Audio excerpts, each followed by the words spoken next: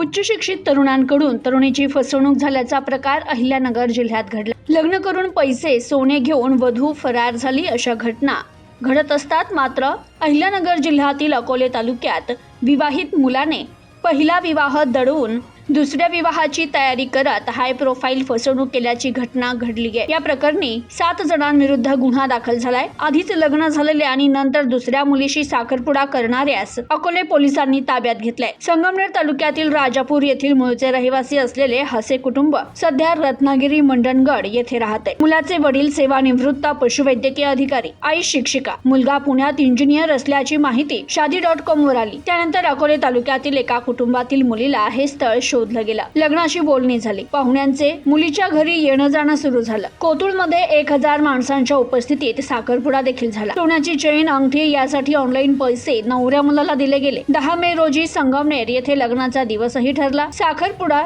सोन्याचे दागिने तसेच मंगल कार्यालय, आचारी, इसार, कपडे यांसाठी 14,80,000 रुपये खर्च केला। मुलगा नवरा मुलीशी संपर्क करत नाही, त्यामुळे शंका निर्माण झाली। खातरजमा केली असता संबंधित मुलाचं लग्न अगोदरच झाल्याचं कळालं। त्यानंतर या प्रकरणी मुलीच्या आईने अकोले पोलीस ठाण्यात तक्रार दिली। अकोले पोलिसांनी मुलगा निखिल हसे याला ताब्यात घेतले, तर प्रकाश हसे, अनिता हसे आणि इतर 4 जण फरार आहे। हा हाय प्रोफाईल फसवण्याचा प्रकार आहे।